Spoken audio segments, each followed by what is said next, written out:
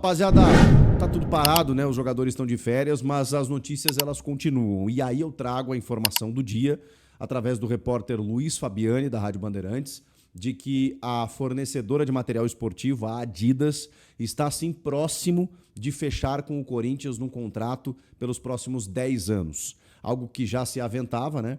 Mas como o Augusto Melo acabou se afastando temporariamente, a gente não sabia de que maneira a presidência interina do Corinthians, ali através do Osmar Stabile, daria prosseguimento nas negociações com a Adidas e também por conta da cláusula de renovação que tem a Nike, ou pelo menos a prerrogativa, né, de oferecer uma proposta, de cobrir uma outra proposta para seguir no clube. A Nike tem no Corinthians o único clube hoje da Série A do Campeonato Brasileiro.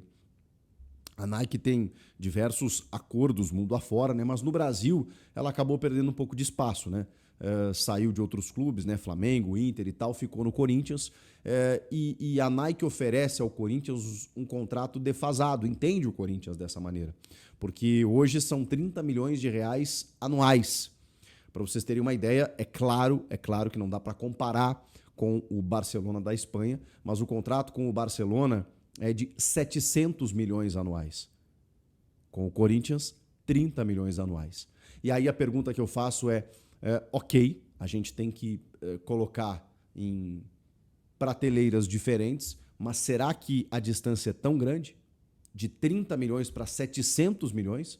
A gente sabe que o Corinthians tem uma massa de torcedores e uma massa muito engajada, que vende camisas e tem outros problemas, né, que a gente já falou recentemente, né? O Corinthians tem uma dificuldade com a Nike, muitas vezes, para liquidez, para o imediatismo de algum fornecimento, né, do material esportivo, das camisas que são produzidas. Muitas vezes o clube não consegue tão rapidamente assim, e aí essa defasagem, né, esse atraso, muitas vezes acaba complicando. Vamos lá. Tem outras informações aqui, até para eu atualizar para vocês. Nesse contrato de 10 anos com a Adidas, o Augusto Melo tinha falado que era um contrato que chegava perto do bilhão. Chega com metas, tá? Porque a proposta, segundo o Luiz Fabiani, da Rádio Bandeirantes, é de 60 milhões anuais, ou seja, melhora bem o contrato em relação à Nike. E aí gatilhos. Nesses 10 anos, a gente está falando aí de 600 milhões de reais fixos, né? 60 milhões anuais, 600 fixos, mas com gatilhos anuais que podem sim chegar com uma receita de 1 bi nesses 10 anos de contrato, tá? Também tem a questão de você ter fornecimento imediato, né? Tudo isso foi negociado, está sendo negociado com a Adidas. A Nike está no Corinthians desde 2003. São 22 anos.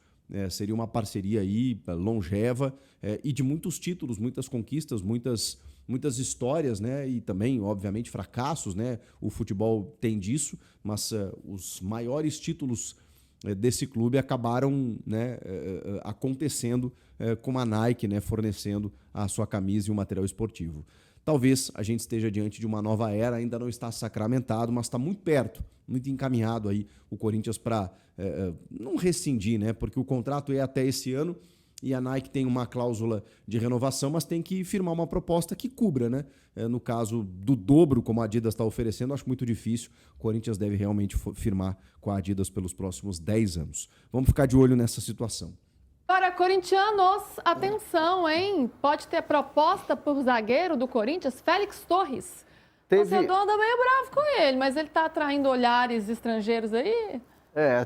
Teve uma procura de um clube dos Emirados Árabes pelo Félix Torres, né? O Corinthians recebeu uma oferta e essa oferta foi considerada baixa.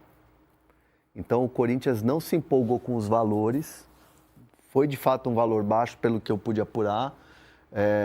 Não me falaram os valores, né? Porque mesmo é até curioso, assim, qual que é o valor de mercado hoje do Félix Torres? O que eu ouço no Corinthians não, tem que ser uma proposta boa, que a gente não saia tanto no prejuízo. Então, essa oferta foi considerada pelo Corinthians baixa e as conversas seguem. O jogador é aquela coisa, o Corinthians topa vender, o Corinthians quer vender o jogador, entende que ele pode conquistar ares novos, topa fazer negócio, mas também não é um jogador que está ali assim, afastado do elenco, que está fora dos planos. Não. É um jogador que o Corinthians trata como um ativo e trata como um jogador que é negociável nessa janela.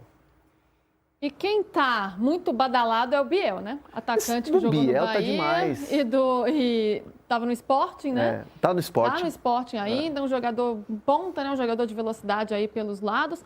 Tá atraindo todo mundo tá querendo ele, Hernan. O Biel é um jogador que teve altos e baixos no Sporting. O futuro está indefinido, o Sporting ainda não definiu o que vai fazer com o Biel na próxima temporada ou época, como eles dizem lá. E o Sporting já tem 4 ofertas na mesa, oficiais por empréstimo.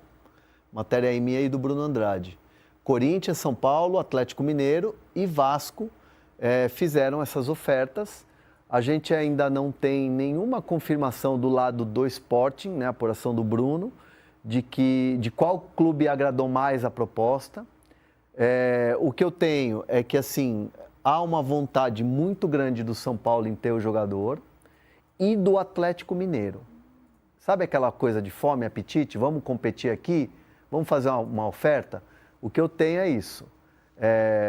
Mas não dá para descartar o Corinthians. De repente o Biel fala, não, eu quero ir para o Corinthians. Ou o Biel fala, não, eu quero jogar no Vasco, quero jogar com o Diniz. Então, assim, eu estou falando assim, apetite dos clubes. Os clubes querem mesmo. São Paulo é um clube que quer bastante o Biel. Sabe que não é fácil, por causa da concorrência. E o Galo também, que o Galo quer se reforçar.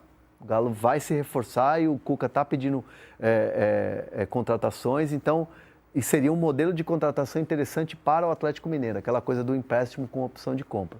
Mas o Sporting ainda não decidiu o futuro do jogador. A gente vai ficar de olho aí, porque é um jogador que vai ser bastante comentado aí na janela. E ele não tem sido tão utilizado, fez só 7 partidas nessa temporada, né? Então isso abre um pouco de espaço aí para os clubes buscarem essa contratação. E o que também não dá para descartar é que se aparecer uma proposta na Europa, dele ficar por lá. Aí, bau. PVC, é para tanto? É para todo mundo estar de olho mesmo? Um ponta, jogador de velocidade, ele que é cria do Fluminense, né? Nasceu em Xerém, passou pelo Grêmio na Série B. Como é que você vê esse atleta pode contribuir para esses times? Há um monte querendo, Corinthians, São Paulo, Galo, Vasco?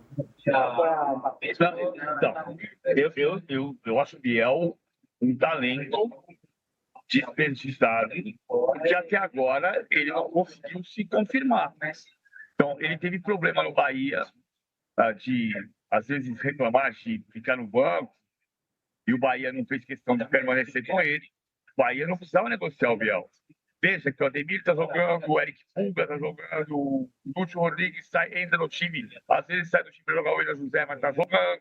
O Biel não se conformou muito com o banco do Bahia, foi para o Sporting e foi para o banco. Então, ele pode ter uma grande chance de dar muito certo no Corinthians. Ele é um jogador talentoso, mas eu não faria esse investimento nesse momento, não. Não acho que seja o tipo de jogador que o Bahia precisa.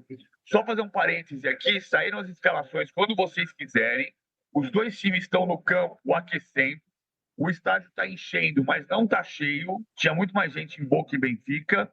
E você deve estar ouvindo o hino do Real Madrid tocando, fazendo um bum, bum, bum, bum, bum. Talvez dê para ouvir aí.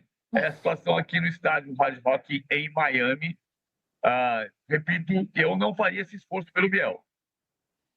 Certo, PVzito. Quando o PVC opina, né? Ele traz as análises dele e também nos atualiza do que está acontecendo lá. O Real Madrid joga já, logo mais, e ele está acompanhando em loco.